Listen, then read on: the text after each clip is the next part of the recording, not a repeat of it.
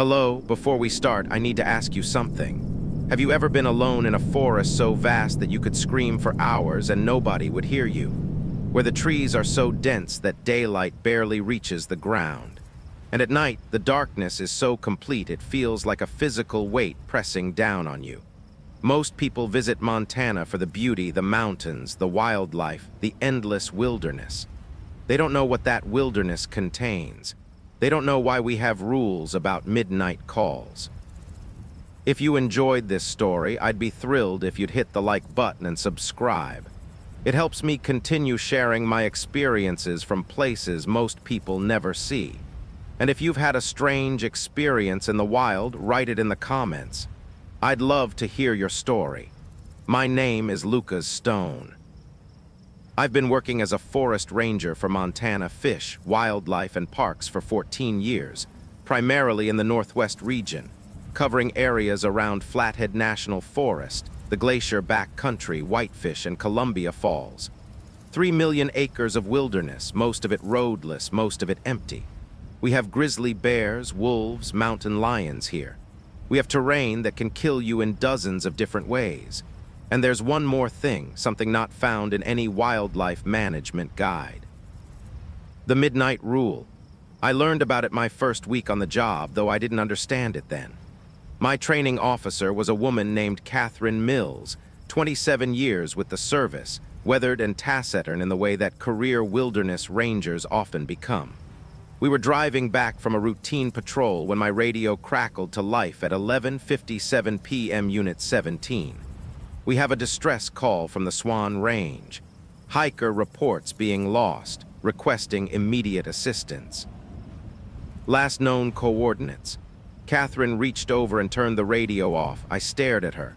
What are you doing? Someone needs help. It's almost midnight, so that's when people need help most. They've been lost all day. They're panicking. We don't answer calls past midnight. She said it flatly, like stating a fact of nature. Not in this region. Not unless it's an absolute emergency with confirmed visual contact and multiple witnesses. A lost hiker is an emergency. Catherine pulled over to the side of the forest road and killed the engine. In the sudden silence, I could hear wind moving through the pines and something else. A distant sound that might have been an animal or might have been something trying to sound like an animal. You're new, so I'm going to explain this once. Pay attention. She turned in her seat to face me directly. For the last 30 years, this region has had a pattern. Between midnight and 4:00 a.m., we received distress calls. Lost hikers, injured climbers, people claiming to be stranded. The calls sound legitimate. The voices sound terrified. But here's the thing. When we respond, one of three things happens. Either we find nothing at the coordinates, or we find something that used to be a person but isn't anymore. Or she paused. We don't come back. That's ridiculous. You're telling me you just ignore people who might be dying. I'm telling you that whatever makes those calls isn't people. Not anymore. She restarted the truck. In 1998, we lost 2 rangers responding to a midnight call. Found them 2 days later, 5 miles from where they were supposed to be, hanging from trees they couldn't possibly have climbed. Medical examiner said they'd been dead for at least a week, but we talked to them on the radio the night they disappeared. Heard them screaming, heard something else screaming back. I wanted to argue, wanted to insist she was hazing me or exaggerating, but the look in her eyes stopped me. She believed every word. So we just let people die. The ones who call after midnight are already dead, Daniel, or they're not people at all. Either way, going after them just adds to the body count. She pulled back onto the road. There are protocols. If we get a call after midnight, we log it, get as much information as possible, and wait until dawn. If it's legitimate, we'll find them in daylight. If it's not, she didn't finish the sentence. Over the next few months, I learned the other rules. Unofficial protocols that had been passed down ranger to ranger, written in no manual, but followed religiously by anyone who'd worked the region for more than a year.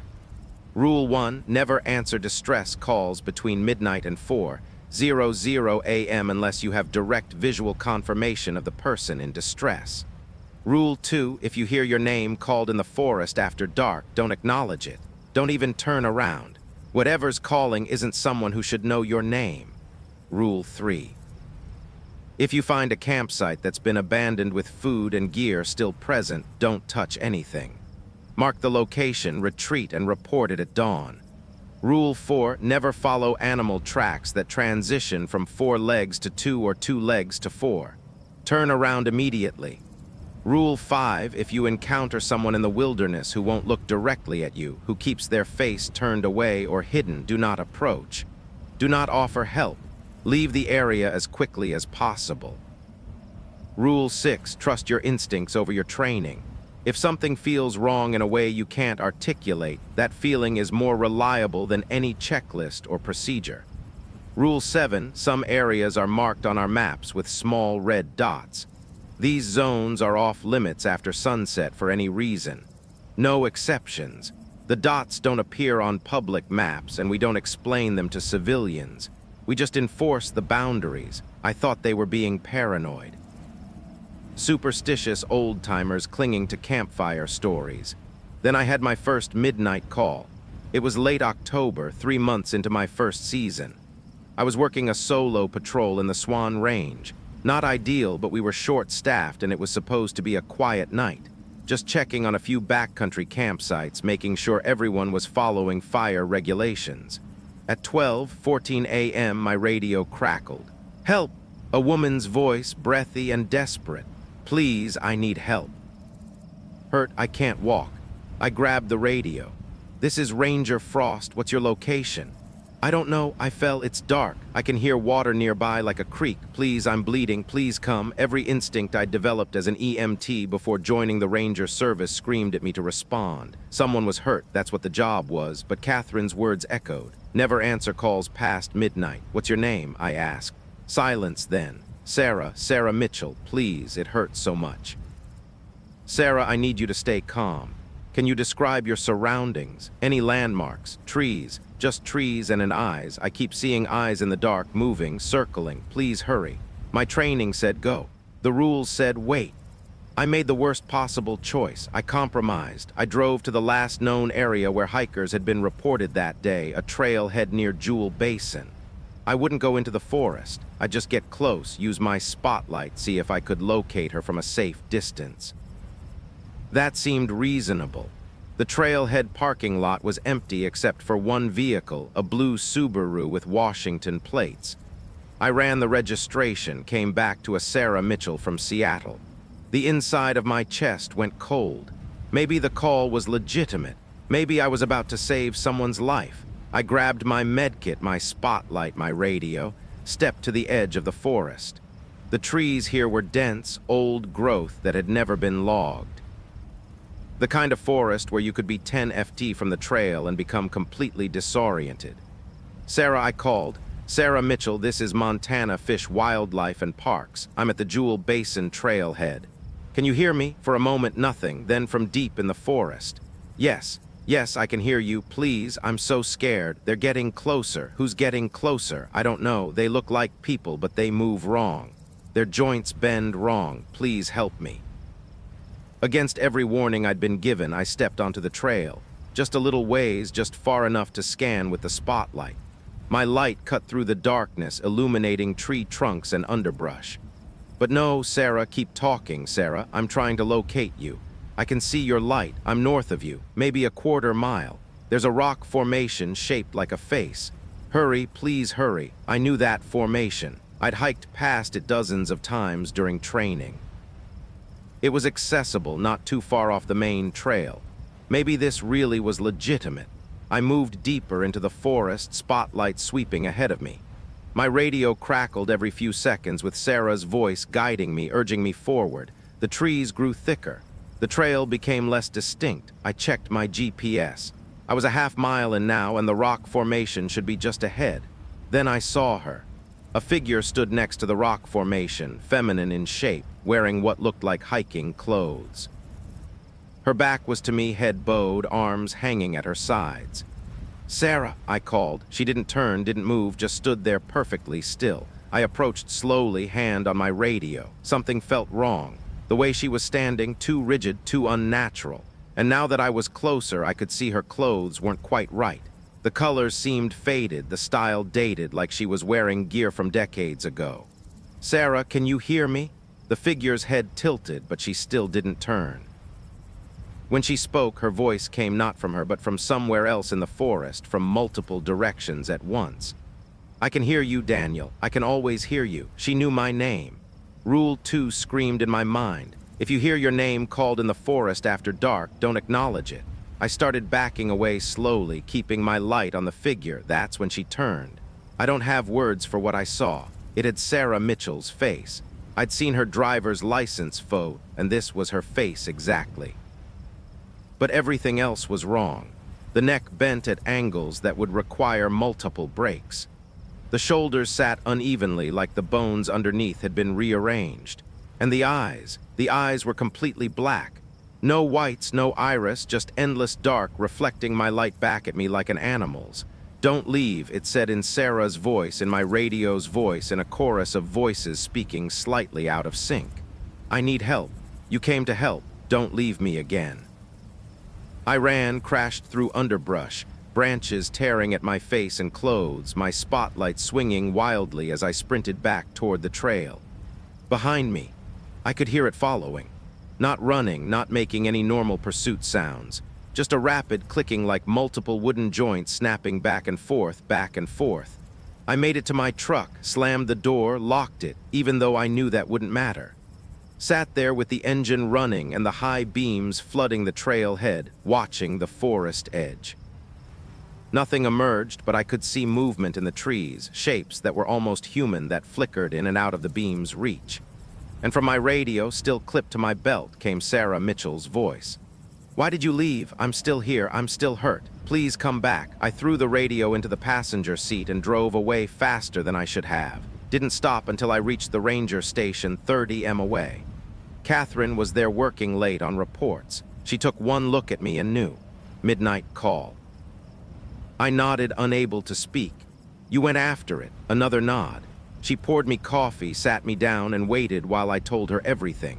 When I finished, she was quiet for a long time. "Sarah Mitchell disappeared on that trail 6 years ago," she finally said. "We never found her body. Her car was at the trailhead. Her gear was on the trail, but no Sarah. Eventually, we had to call off the search." She paused. "We've gotten calls," in her voice, at least a dozen times since then. Different rangers, same voice, same story.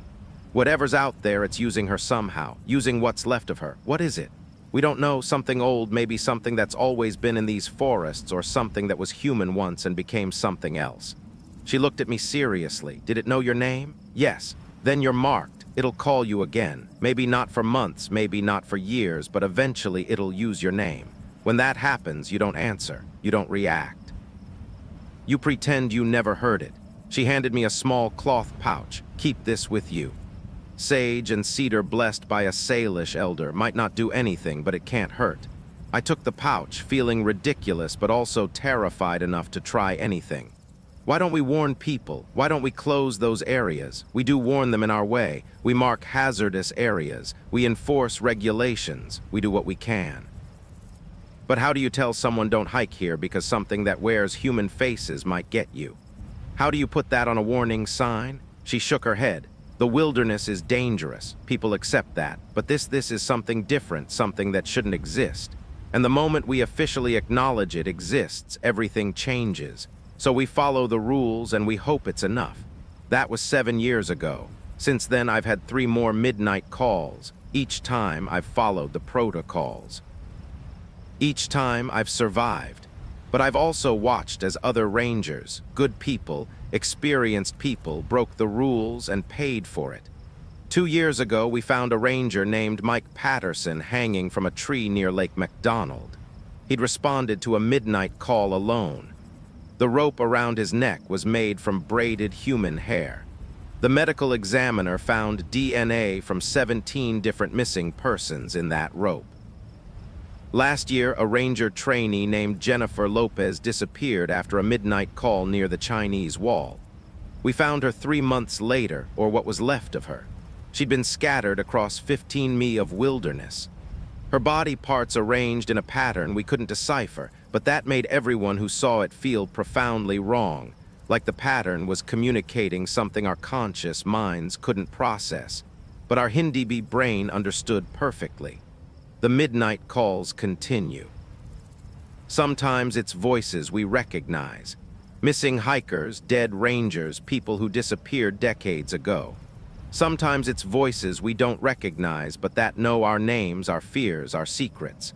And sometimes, worst of all, it's the voice of someone we know is still alive, someone safe at home or in town. And we have to resist the urge to respond even as we hear them begging for help in our radios. We follow the rules. We don't answer after midnight. We mark the red dot zones and keep people away. We do our jobs in daylight and retreat to safety when darkness comes. But sometimes when I'm alone in the station late at night, I hear my radio crackle even though it's turned off. And I hear voices calling my name. Different voices every time, but always the same message. Daniel, we're still here. We're still waiting. Eventually, you'll answer. Eventually, everyone answers. They're patient. They have nothing but time.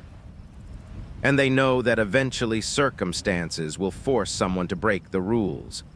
A real emergency, a child in danger, someone we can't walk away from.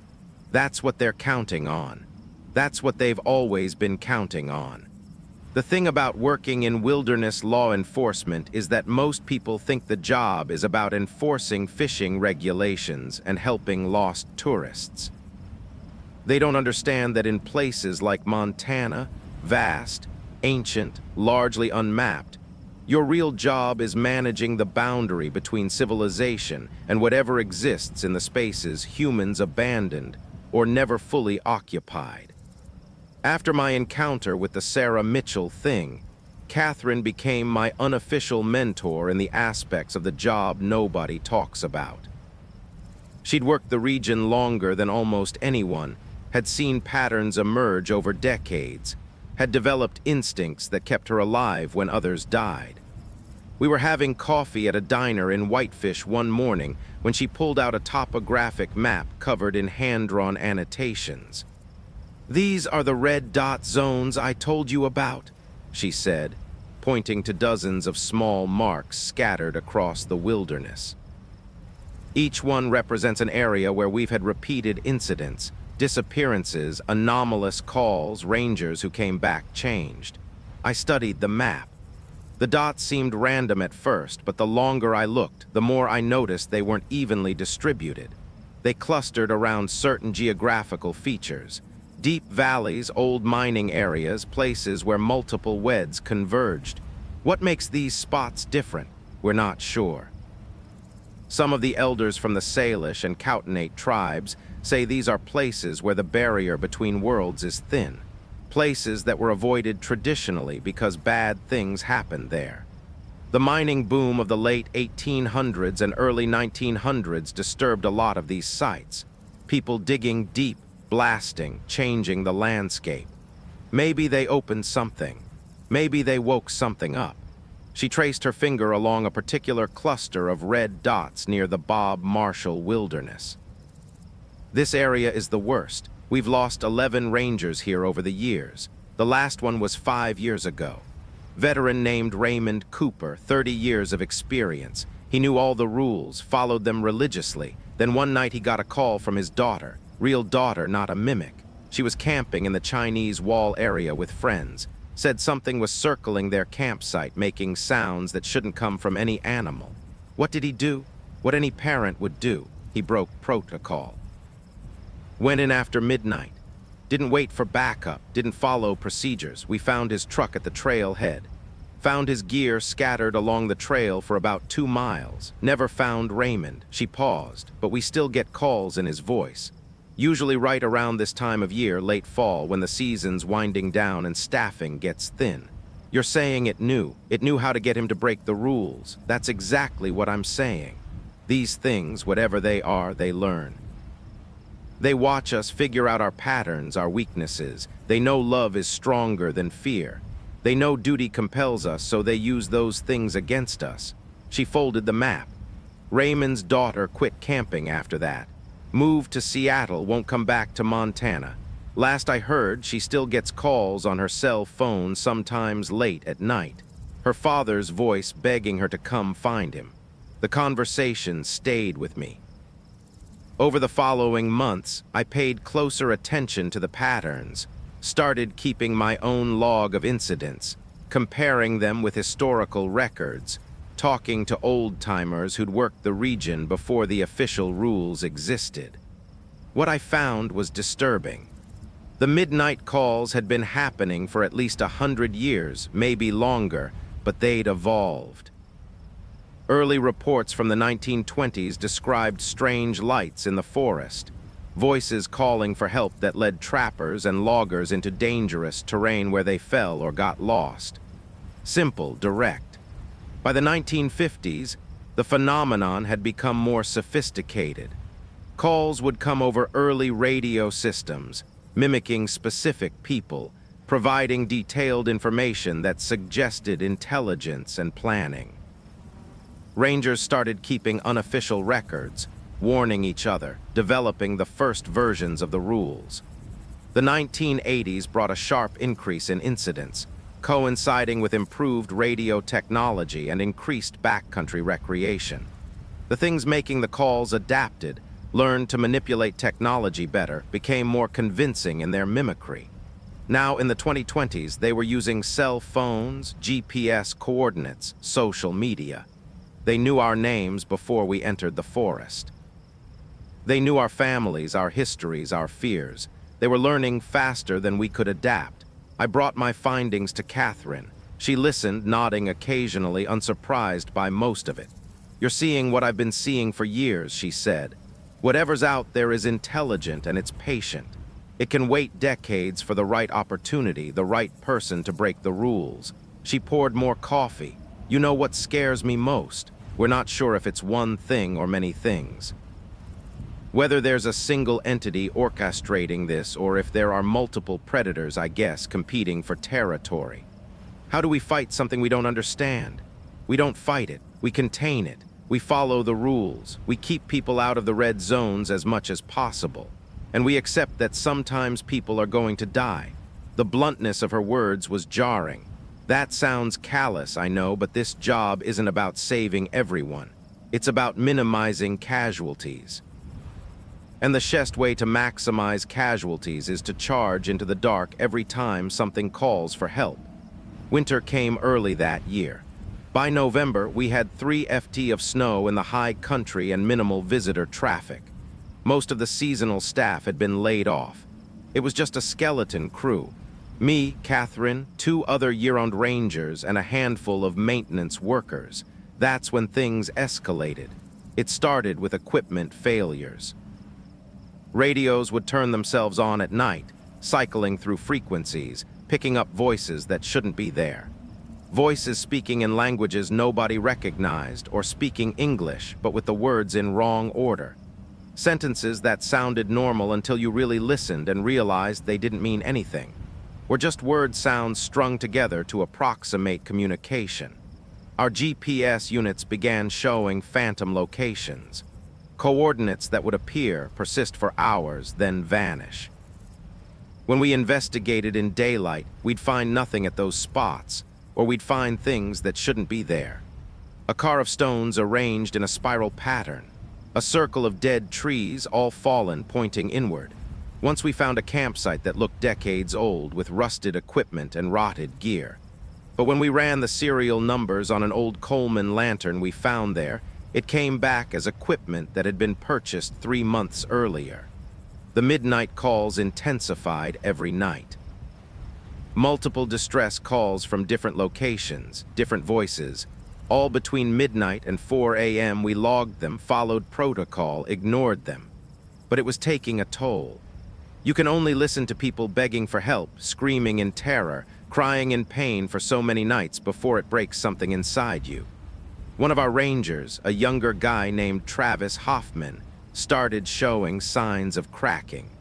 He'd respond to the radio calls even though we told him not to. Would grab the mic and try to talk the victims through their situations, give them advice on survival. We told him to stop, that he was just feeding whatever was on the other end, giving it more information about us.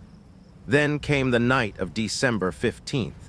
I was at the main station working late on budget reports when every radio in the building went active simultaneously. Not just our frequencies, all of them. Emergency services, highway patrol, local police, even civilian bands, all broadcasting the same thing. A child crying. Not screaming, not calling for help, just crying. The heartbroken, terrified sobbing of a child lost in the dark. It went on for 5 minutes, then stopped, then started again, slightly louder, then stopped, then started again, even louder. The pattern continued for an hour. Each cycle, the crying got louder, more desperate, more impossible to ignore.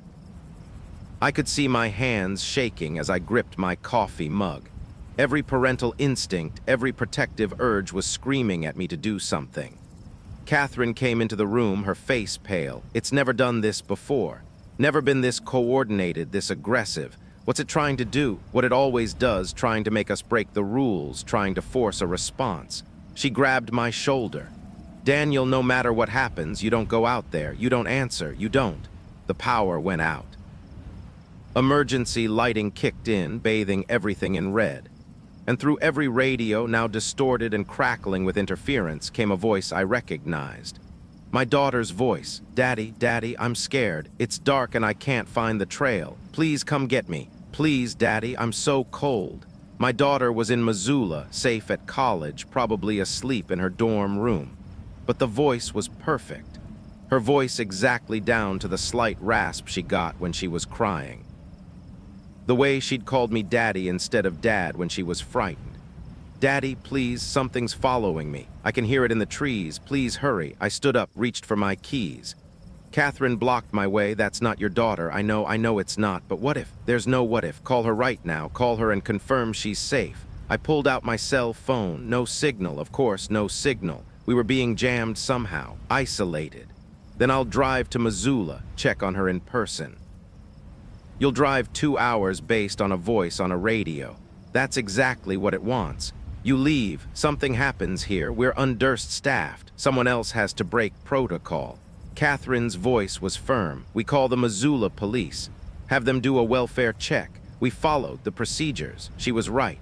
I knew she was right. But listening to my daughter's voice begging for help while I stood there doing nothing felt like dying. Catherine got on the landline, still working, and called Missoula PD, asked them to send an officer to my daughter's dorm, check on her, have her call me. The officer on the line sounded confused, but agreed. 20 minutes later, my cell phone rang. Somehow signal was back. Dad, my actual daughter's voice, groggy with sleep. Why did campus police just knock on my door at 1:00 a.m.? They said you requested a welfare check. The relief was overwhelming.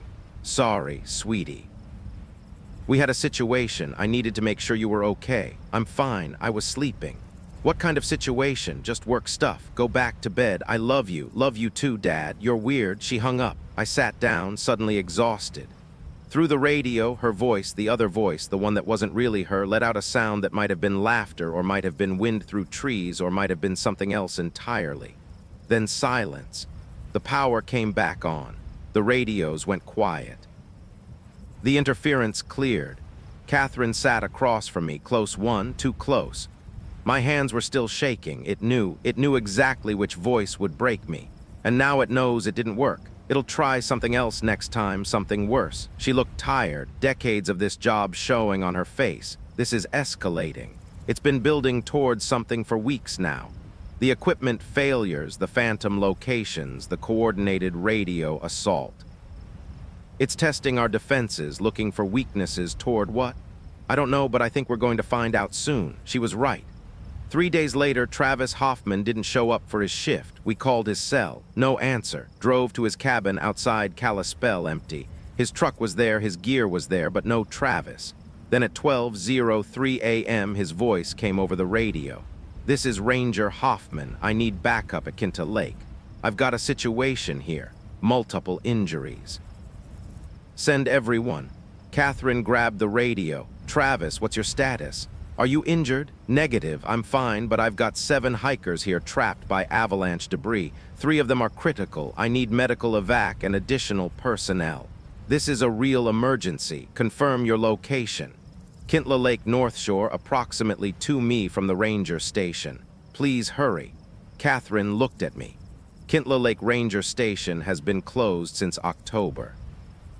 Snow's too deep to access, and there hasn't been any avalanche activity reported in that area. So it's not really him, or it is him, and he's already been taken. Either way, we don't respond until daylight. I felt sick saying it. If Travis was really out there, really hurt, we were abandoning him. The voice on the radio, Travis's voice, continued for hours. Begging, pleading, describing injuries in medical detail, giving GPS coordinates, doing everything possible to compel a response. We logged it all, documented everything, and waited for dawn. At first light, Catherine and I took a helicopter to Kinta Lake. The area was buried under 6 ft of snow. No recent avalanche activity, no tracks, no sign of human presence. We checked the coordinates Travis's voice had given. Nothing there but pristine snowpack and frozen trees. We never found Travis Hoffman.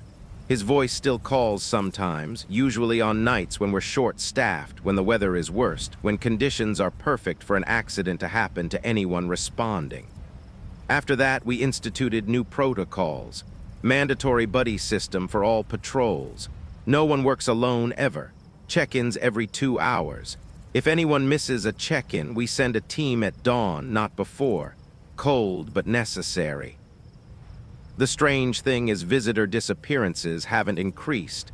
Whatever's out there seems to focus almost exclusively on us. The rangers, the people who know about it, the ones who enforce the boundaries, like it's personal. Like we're not just prey, but opponents in some long game we don't fully understand. Catherine retired last year, moved to Arizona, somewhere flat and empty where the forests can't hide anything. Before she left, she gave me her annotated maps, her journals, decades of observations. It's your job now, she said. Train the new rangers, teach them the rules, keep people alive as best you can. She paused at her truck, looking back at the mountains. And Daniel, don't stay too long. This job, it costs more than they pay. I've given it 30 years. Don't give it any more than you have to. I'm still here, still following the rules. Still listening to midnight calls from voices that shouldn't exist, from people who are dead or missing or were never real to begin with. And every night I wonder if tonight will be the night that something happens I can't ignore.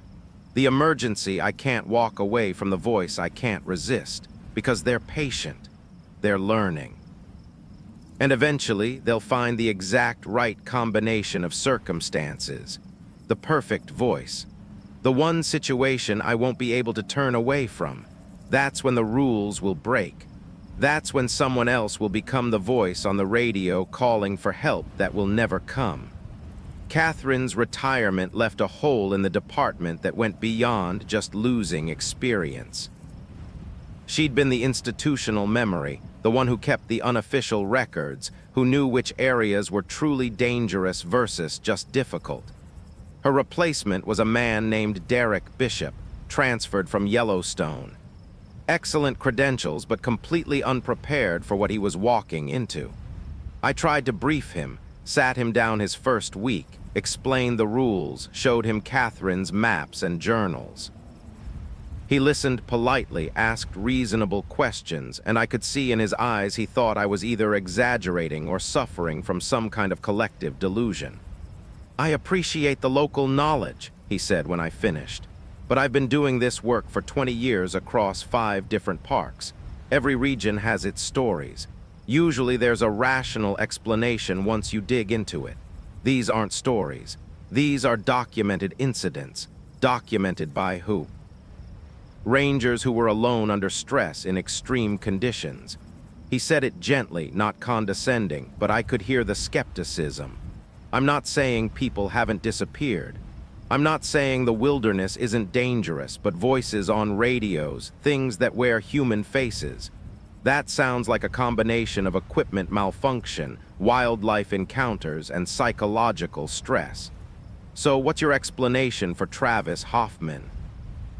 Honestly, he probably had a breakdown, left on his own, maybe got disoriented, fell through ice, any number of tragic but natural explanations. Derek stood up, signaling the conversation was over. I'll follow your protocols because they're established procedure, but I won't perpetuate supernatural explanations when we should be looking for practical solutions. I wanted to argue, but what could I say? That I'd seen things that defied explanation. That would just confirm his suspicions about stress and delusion. So I nodded, wished him luck, and made sure I kept detailed notes on everything. When something happened, and I knew it would, there would be a record. It took 3 weeks. Derek was working a solo patrol near the South Fork of the Flathead River, technically against the new buddy system protocols, but he'd argued he needed to assess the region firsthand to understand the terrain. He'd promised to check in every hour. His last check-in came at 10:47 p.m., then silence. At midnight, his radio came to life. "This is Ranger Bishop. I've located an injured hiker near Spotted Bear. Male, approximately 30 years old. Possible spinal injury from a fall. I need medical helicopter and backup. Coordinates following." I grabbed the radio. "Derek, confirm you're calling from Spotted Bear area." "Affirmative. I'm with the victim now. He's conscious but in severe pain. Says he fell about 40 FT. We need that evac ASA." Everything about the call sounded legitimate. Professional tone, clear information, reasonable emergency. But it was after midnight, and Derek's voice had a quality I'd learned to recognize. Too perfect, too calm, like someone reciting lines rather than experiencing the stress of a real emergency. "Derek, I need you to confirm your identity. What was the last thing we talked about before you left on patrol?" Pause. "Then we discussed the route I'd be taking. You gave me the updated weather forecast." "Why are you asking this?" "That was true. We had discussed those things, but I'd also made a point of telling him about my daughter's upcoming birthday. Had asked if he had kids, small talk. The kind of personal detail you don't think about, but that sticks in memory." "Derek, do I have kids?" Another pause, longer this time. "I don't. We've discussed a lot. I need to focus on this patient right now." "Are you sending the helicopter or not?" "Negative. We'll send a team at first light." "First light?" "This man could die by first light." The voice was rising now, frustration bleeding through. "I'm ordering you to send medical evacuation immediately. You're not in a position to order anything. And if you were really Derek Bishop, you'd know I told you about my daughter's birthday yesterday. You'd know I asked if you had kids. You'd know you showed me pictures of your twin sons." Silence. Then the voice changed. Still Derek's voice, but the inflection shifted. Became something else entirely. "Oh, Daniel, you're getting better at this game. Catherine trained you well." The thing wearing Derek's voice laughed. "But you know what? It doesn't matter because Derek really is out here and he really did find someone. And by dawn, when you finally send your team, it's going to be far too late to help either of them." The radio went dead. I immediately called for a full response team. Every available ranger, search and rescue the county sheriff, but nobody was going in until daylight. We staged at the Spotted Bear Ranger Station, tried to stay warm, tried not to think about what might be happening to Derek in the darkness. First light came at 6:43 a.m. We went in hard and fast. 2 teams fully equipped, constant radio contact with base. The coordinates the voice had given us led to a clearing about 3 mi from where Derek's truck was parked. We found Derek Bishop sitting against a tree, alive but catatonic. His eyes were open, tracking movement, but he didn't respond to questions, didn't seem to recognize us. No physical injuries we could see, but when we checked his vitals, his heart rate was through the roof. 190 beats per minute, like he'd been sprinting for hours. 20 yards from Derek, we found the injured hiker. It was a mannequin, an old department store mannequin partially buried in the snow. Positioned to look like someone who'd fallen, but the positioning was wrong in ways that made my skin crawl. Limbs bent at angles that were almost right but subtly off. Like whoever placed it had a good understanding of human anatomy, but no instinctive feel for how bodies actually arrange themselves. And carved into the tree above the mannequin, in letters 6 in high, were words. He stayed past midnight. He broke the rules. Now he's ours. We got Derek to a hospital in Kalispell. The doctors found nothing physically wrong. No head trauma, no toxins in his system, no medical explanation for his condition. Psychiatrists diagnosed him with a severe dissociative disorder, but they couldn't explain what triggered it. He never spoke again, never wrote anything down, never communicated in any way, just sat in his hospital room staring at nothing, occasionally making sounds that the nurses said sounded like wind through trees.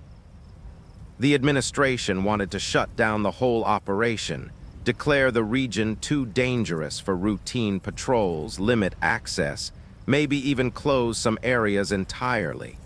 But that would mean acknowledging why. And nobody was ready to put supernatural entities in an official report, so they compromised.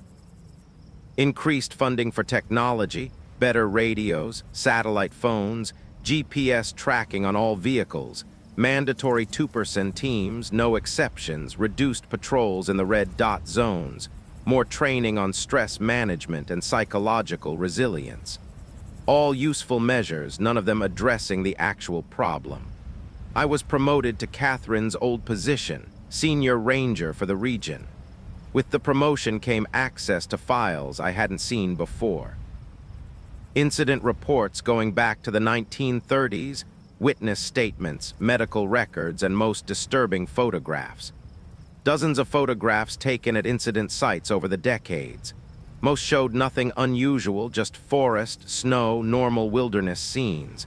But in some of them, if you looked carefully, you could see things in the background. Figures that were almost human, trees that seemed to be watching, shadows that fell in wrong directions.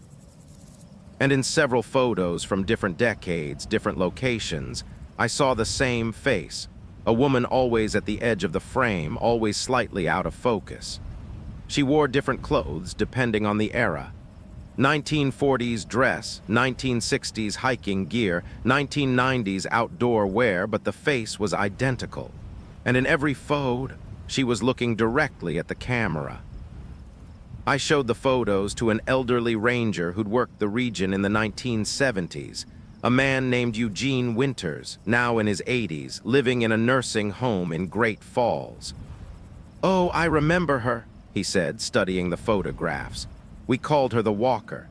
She'd show up at incident sites, always after something bad happened, never close enough to approach, never speaking, just watching."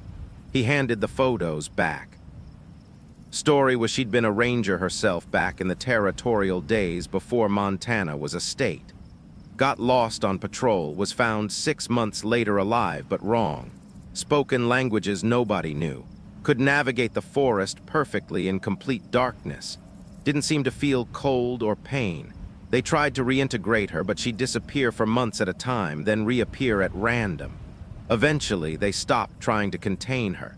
She just became part of the landscape. You think she's still out there. I know she is. I saw her myself in '74, right after we lost a ranger in the Bob Marshall. She was standing on a ridge about a mile away, perfectly motionless, watching a search. I looked away for a second, looked back, and she was gone. He leaned forward. "But here's the thing, son, I don't think she's dangerous. I think she's like us, trying to maintain the boundaries, keep things contained, except she's been doing it longer and knows more about what we're dealing with. How do I find her? You don't. She finds you. If she thinks you need to know something, she'll make contact. Until then, you just do your job and follow the rules." I left the nursing home with more questions than answers, but Eugene's words stayed with me. She's been doing it longer and knows more. 2 months later, I was working a daytime patrol near the Chinese wall when I saw her. She was standing on a rock outcropping about 200 YD away, wearing modern hiking clothes, looking exactly like the woman in the photographs. When our eyes met, she gestured. A simple motion beckoning me to follow, then turned and walked into the trees. Every instinct said, this was a trap. But it was daytime. I had full comms, and something about the encounter felt different from the midnight calls. This felt like an invitation rather than a lure. I followed, keeping my distance, maintaining sight of her as she moved through the forest with impossible ease, never breaking stride despite the rough terrain. After about a mile, she stopped in a small clearing and waited. As I approached, I got my first clear look at her face. She appeared to be in her 30s with features that suggested native heritage, though her eyes were wrong. Too pale, too reflective, like an animal's tape lucidum catching light even in daylight. "You're the walker," I said. She smiled, but it was a sad expression. "Is that what they're calling me now? I've had many names, most of them I've forgotten." Her voice sounded normal, human, but there was an echo to it, like she was speaking from the bottom of a well. "What are you?" "The same thing you'll become if you stay here long enough. The same thing we all become if we give ourselves to the forest completely." She gestured around us. "This place is older than humans, Lucas Stone. Older than any living thing currently walking on Earth. What you call Montana is built on layers and layers of previous worlds, previous ecosystems, previous forms of life. And in certain places, those layers are thin, permeable. The red dot zones. Yes, places where the boundaries break down, where things that should be separate can interact." She walked to a fallen tree and sat. "The entities you've been experiencing, the midnight voices, the mimics, the things that wear familiar faces, they're refugees, survivors of those previous worlds, trapped between states of existence, trying desperately to return to physical form by taking over humans by any means necessary. They're not evil any more than a drowning person is evil for pulling others down in their panic. They're terrified and alone and have been for longer than your species has existed." Her eyes met mine, but their desperation makes them dangerous. "And they're learning, adapting. Each encounter teaches them more about how to manipulate humans, how to exploit your psychology, your emotions, your instincts. How do we stop them? You can't stop them. You can only contain them. Keep people away from the thin places. Don't respond to the lures. Maintain the boundaries." She stood. "That's what I do. That's what I've been doing for longer than I can remember, and that's what you'll do if you last. Eugene said you were a ranger, that you got lost and came back wrong. Eugene remembers wrong, but not entirely. I was never a ranger. That profession didn't exist yet when I made my choice. But I was someone who tried to help people in the wilderness. And yes, I got lost. And yes, I came back wrong." She looked at her hands. "But I also came back with understanding, with knowledge of how to navigate between worlds. I gave up my humanity to become something that could protect others from what's out here. Is that what happened to Derek Bishop? Is he becoming like you?" Her expression darkened. "No, Derek's mind broke. He touched something his psychology couldn't process, and it shattered him. He'll never recover. That's the risk you all take. Exposure to things your human minds aren't equipped to handle." She moved closer. "You're stronger than Derek, smarter, more flexible in your thinking, but you're not invulnerable. Nobody is. Eventually, everyone breaks or transforms. Those are the only two outcomes for people who do this work long enough. Then why keep doing it? Because if we don't, the boundaries collapse entirely. The thin places spread. More and more people stumble into situations they can't survive. What you're managing now, the midnight calls, the occasional disappearance, that's containment working. Without people like us maintaining that containment, it would be hundreds of disappearances, thousands." She started walking away. "Follow the rules, Lucas Stone. Teach them to others. And when the time comes that you can't do this anymore, walk away. Don't make my mistake. Don't stay so long that you become something else entirely. Wait, how do I contact you if I need help?" She looked back over her shoulder. "You don't, I'll know when you need me. The forest tells me everything." Then she was gone. Not gradually disappearing into trees, but simply gone between one moment and the next, like she'd never been there at all. I stood in that clearing for a long time trying to process what I'd learned. The thing masquerading as Sarah Mitchell wasn't just a predator. It was a refugee from a dead world drowning in non-existence, grasping at any chance to return to form. That didn't make it less dangerous. If anything, desperation made it more unpredictable, but it changed my understanding of what we were dealing with. I hiked back to my truck, checked in with dispatch, continued my patrol, but everything felt different now. The forest felt different, like I'd been given glasses that showed me what was really there, and now I couldn't unsee it. That night, alone in the ranger station, I updated Catherine's maps with my own observations, added notes about the walker, about what she told me about the nature of what we were containing, and I made a decision. I'd give this job 5 more years. No more. 5 years to train new rangers to pass on the knowledge to help maintain the boundaries. Then I'd walk away, retire to somewhere flat and empty like Catherine had. Somewhere I could pretend the world made sense again because the walker was right. Stay too long and you either break or transform. Those were the only options, and I'd seen what breaking looked like. I wasn't ready to find out what transformation required. The encounter with the walker changed everything, not the job itself. The patrols continued. The midnight calls persisted. The rules remained the same, but my understanding of why we followed those rules, what we were actually protecting people from, that fundamental shift colored every decision I made afterward. I became obsessive about documentation. Every incident, every anomaly, every strange call got logged in detail. I created a database that cross-referenced locations, times, environmental conditions, phases of the moon, solar activity, anything that might reveal patterns. If this was containment work, I wanted to understand what we were containing. Patterns emerged. The midnight calls spiked during new moons and during geomagnetic storms.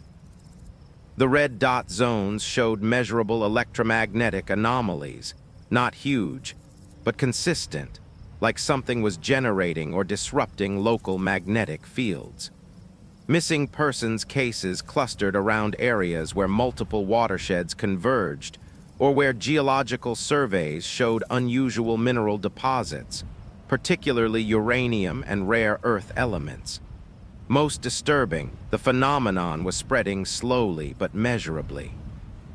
Areas that had been safe 10 years ago were now showing red dot characteristics.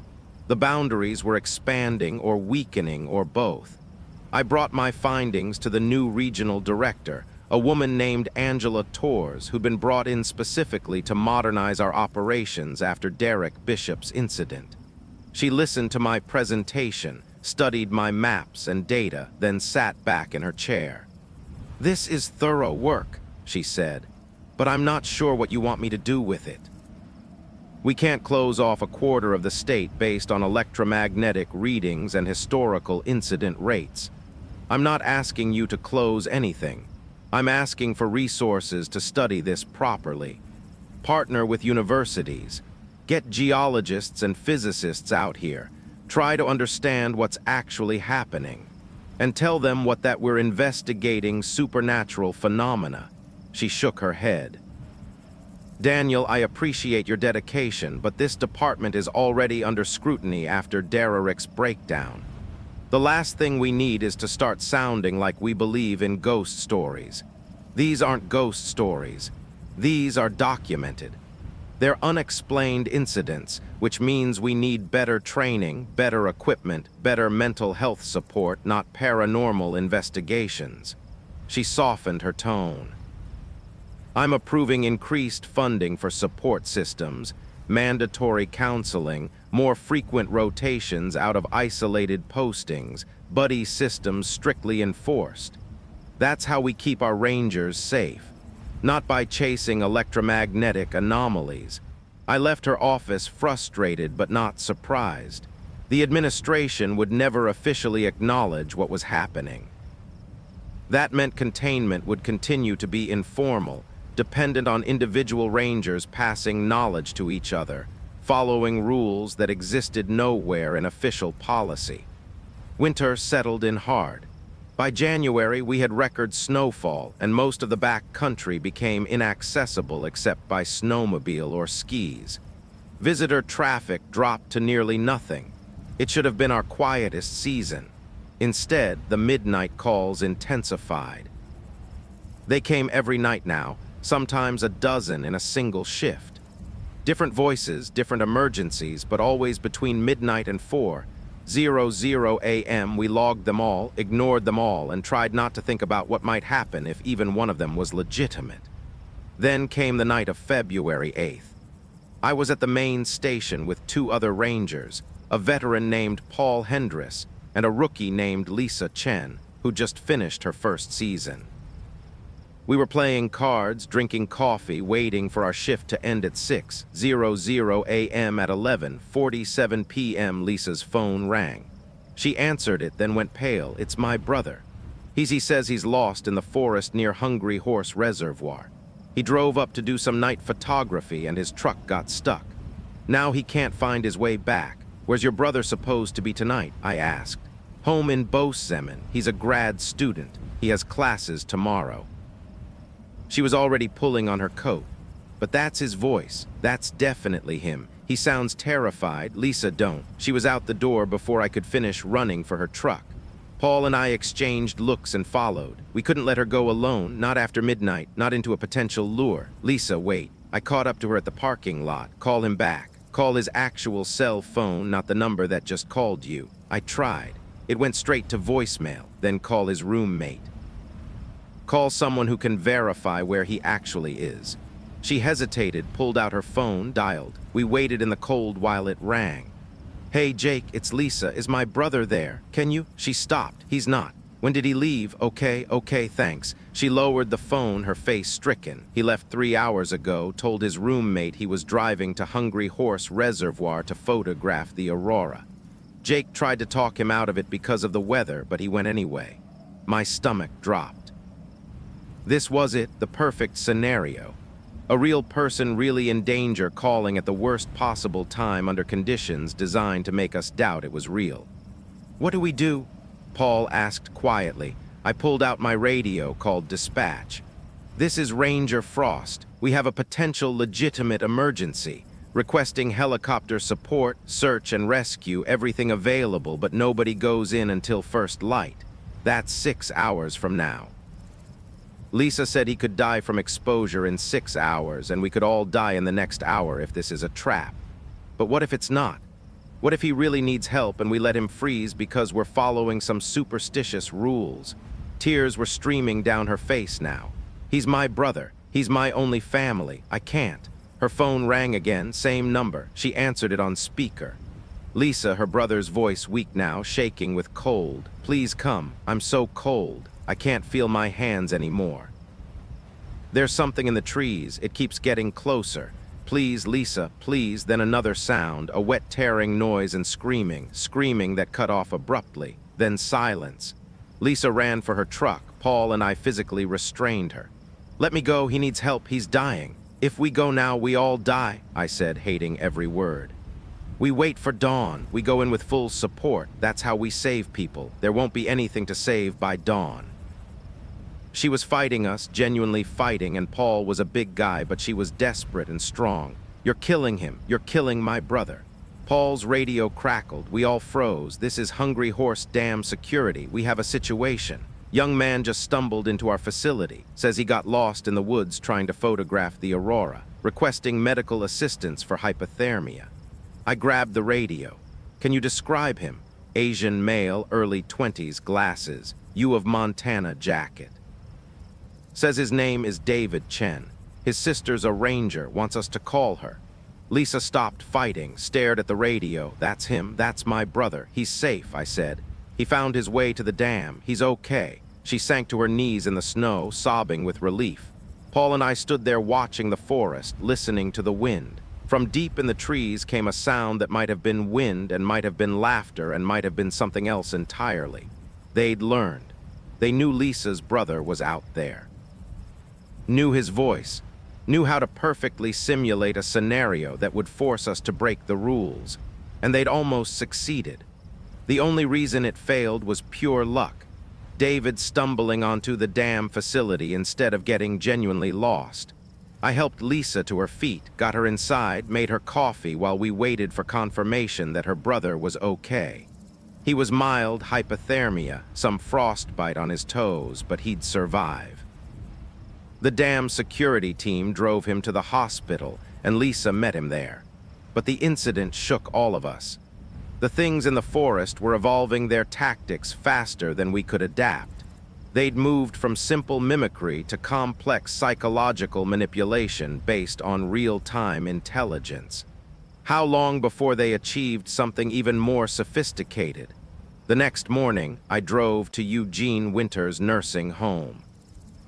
The old ranger was in his usual chair by the window, staring out at the flat, safe landscape.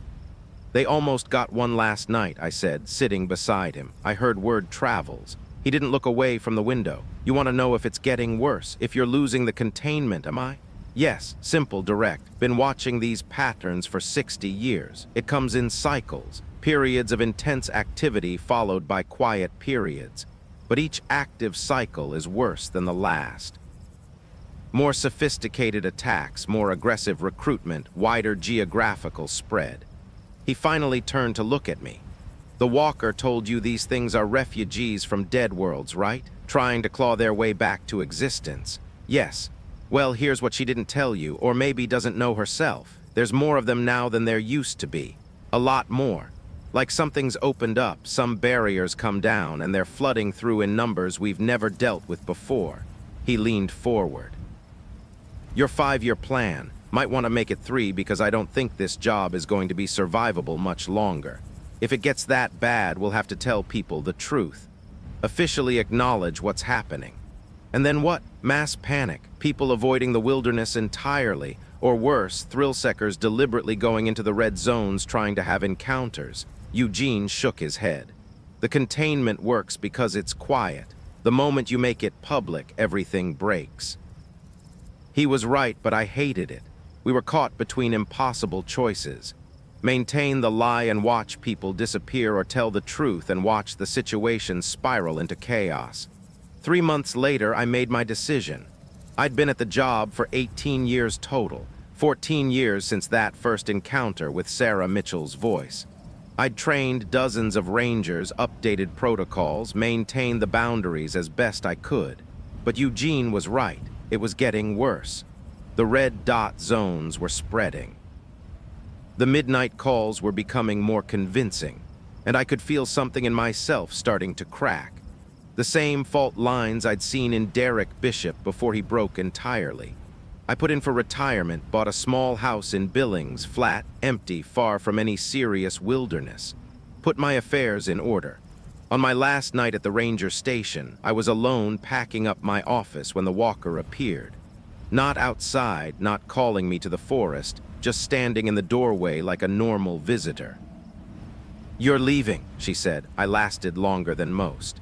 "You did good work, trained good people. Some of them will carry on." She moved into the room, studying the maps on my walls. "But you're right to leave.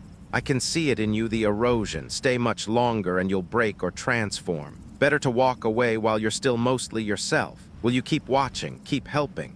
"I'll do what I can, but I'm not unlimited, Daniel. I can't be everywhere. The boundaries are failing in too many places."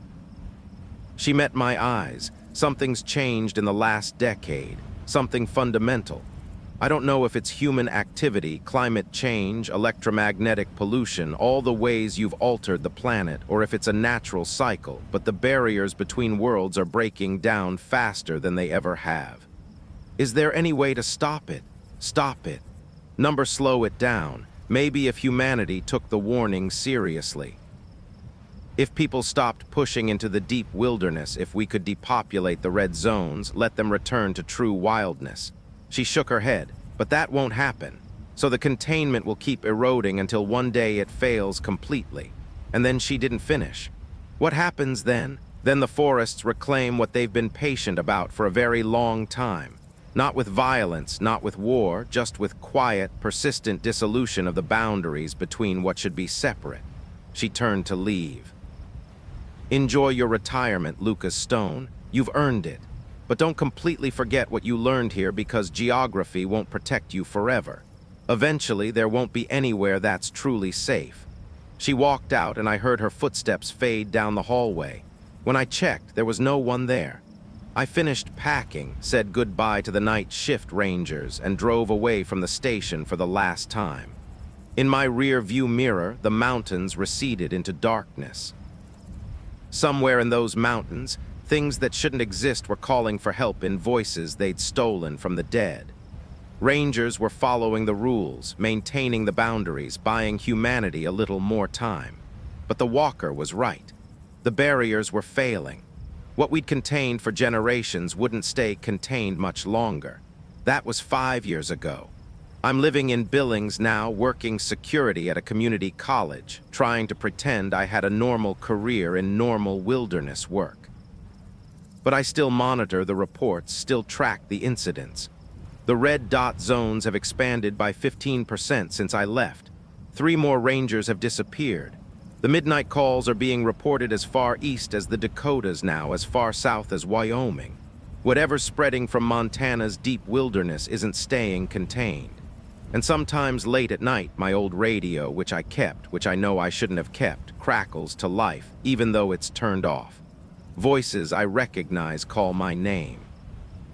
Voices from rangers who disappeared years ago from that first encounter with Sarah Mitchell, from people I knew and couldn't save. They're patient, they're learning, and they know where I am. Last week, I got a call from the current senior ranger for the region, a young woman I'd trained named Amanda Ree. She wanted advice about an incident near Glacier. I told her what I could, reminded her about the rules, wished her luck. Before we hung up, she said, "Daniel, the red zones are getting bigger and we're running out of rangers who believe in the rules. New administration thinks it's all superstition, wants to cut the protocols, increase access to generate more revenue. I don't know how much longer we can hold this." I didn't have an answer for her, still don't. The truth is the containment was always temporary, a holding action by dedicated people against forces we barely understood. We bought time, decades of time, but time runs out eventually. I still have Catherine's maps, still have my logs and Eugene's notes and the walker's warnings. Sometimes I think about writing it all down, creating a record for whoever comes after, whoever has to deal with what we couldn't contain. But who would believe it? Who would read a story about voices in the wilderness? About things that wear familiar faces, about refugees from dead worlds trying to claw their way back to existence, and think it was anything more than creative fiction. You would maybe, if you've read this far, if you felt that crawling unease that comes from recognizing truth in impossible stories. So, here's what I'll tell you. If you're ever in Montana's back country, follow the posted regulations. Don't go into closed areas. Don't hike alone. And if you're in the wilderness after midnight and you hear someone calling for help, someone who sounds terrified, who sounds like they're dying, who sounds like someone you know, don't answer. Don't go looking. Wait for dawn. Because the rules exist for a reason. Rangers died learning them. We maintained them for as long as we could. And if you ignore them, you become just another voice on the radio calling for help that will never come, used by something ancient and desperate to lure the next victim. That's the job nobody tells you about. That's the truth behind the missing person statistics, the unexplained disappearances, the stories of people who walked into the forest and never came back. We tried to protect you. We followed the rules. We maintained the boundaries, but those boundaries are failing, and soon you'll have to follow the rules yourself. My name was Lucas Stone. I was a ranger with Montana Fish, Wildlife, and Parks for 18 years. I followed the rules and I survived. Learn from that because the midnight calls are spreading, and eventually one of them will be for you.